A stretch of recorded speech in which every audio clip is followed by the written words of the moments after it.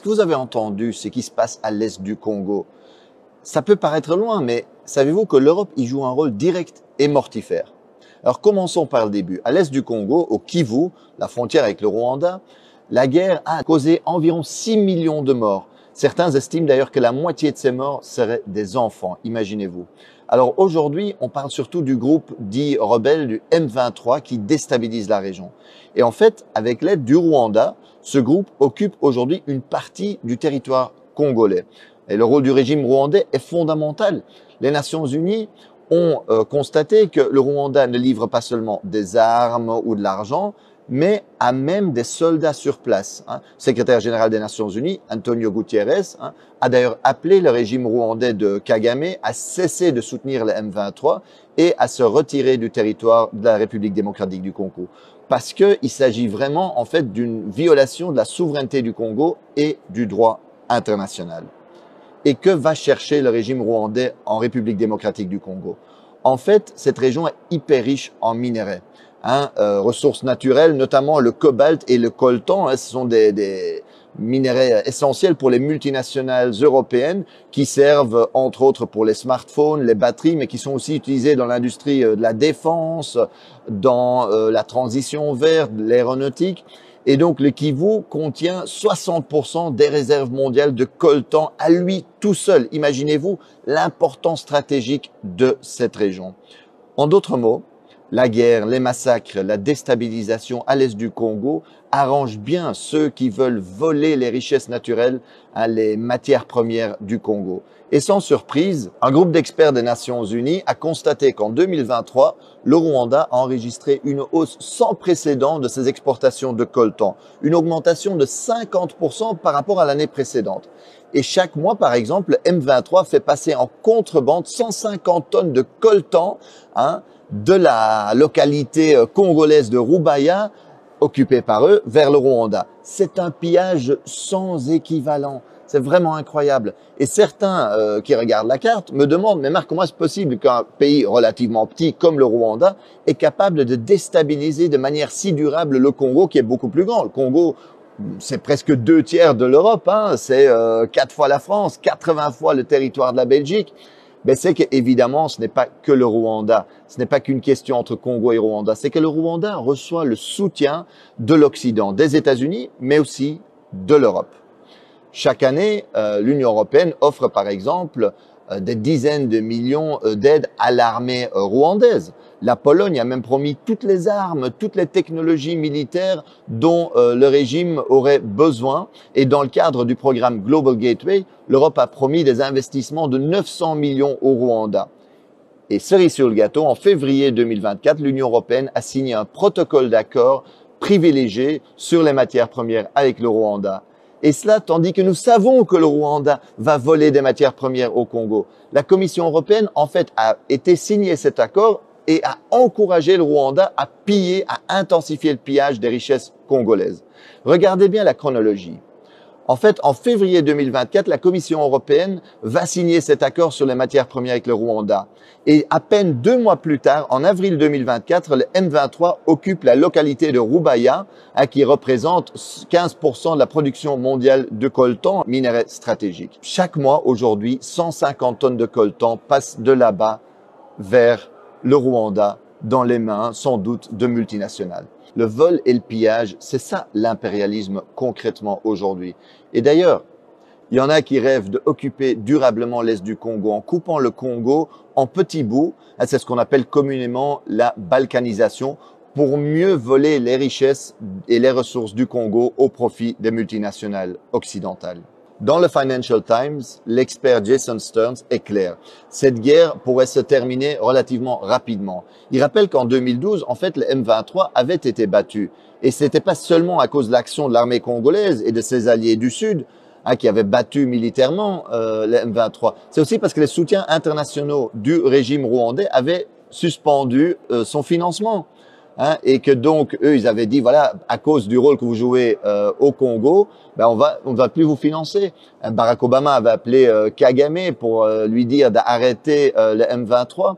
En d'autres mots, si l'Occident aujourd'hui ne sponsorisait pas cette guerre, elle pourrait prendre fin très rapidement. Et on aurait pu éviter déjà beaucoup de ces morts, beaucoup de ces victimes innocentes aujourd'hui en Congo.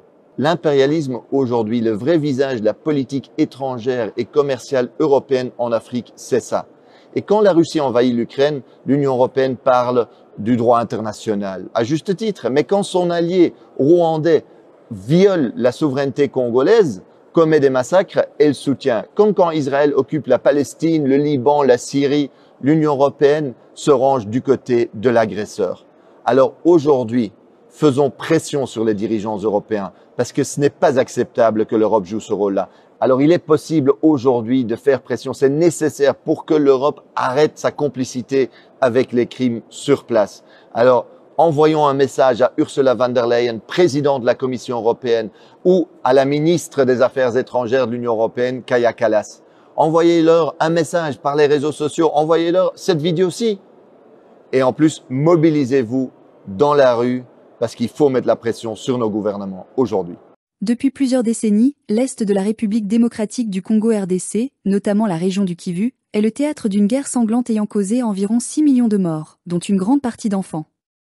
Aujourd'hui, l'un des acteurs principaux de cette déstabilisation est le M23, un groupe rebelle qui occupe une partie du territoire congolais avec l'appui direct du Rwanda. Les Nations Unies ont confirmé que le Rwanda ne se contente pas de fournir des armes et un soutien financier au M23, mais envoie également des soldats sur le terrain, violant ainsi la souveraineté congolaise et le droit international. Le secrétaire général de l'ONU, Antonio Guterres, a appelé le président rwandais Paul Kagame à mettre fin à ce soutien et à retirer ses troupes du Congo. Pourquoi le Rwanda soutient-il le M23 ? L'un des principaux enjeux de cette guerre est le contrôle des ressources naturelles de la RDC. L'Est du pays est extrêmement riche en minerais stratégiques, notamment en cobalt et coltan, des composants essentiels pour l'industrie technologique et militaire mondiale. Le coltan, indispensable aux smartphones, batteries électriques et équipements aérospatiaux, est particulièrement convoité. Le Kivu détient à lui seul environ 60% des réserves mondiales de coltan, ce qui en fait une région d'une importance stratégique immense. Les Nations Unies ont révélé qu'en 2023, les exportations de coltan du Rwanda ont augmenté de 50%, un chiffre qui coïncide avec la montée en puissance du M23 et son contrôle de certaines zones minières en RDC. En particulier, 150 tonnes de coltan sont passées en contrebande chaque mois depuis la localité congolaise de Rubaya, occupée par le M23, vers le Rwanda. Ce pillage massif profite aux multinationales et aux pays occidentaux qui achètent ces ressources sans se soucier de leur origine illégale. Le rôle de l'Occident dans cette guerre. Beaucoup se demandent comment un petit pays comme le Rwanda, avec une superficie bien inférieure à celle de la RDC, peut avoir autant d'influence et maintenir une guerre aussi longue. La réponse est simple, le Rwanda bénéficie du soutien des États-Unis et de l'Union européenne, qui financent son armée et lui fournissent du matériel militaire. Chaque année, l'Union européenne octroie des dizaines de millions d'euros d'aide à l'armée rwandaise. En 2024, la Pologne a même promis au régime de Kagame des armes et des technologies militaires avancées.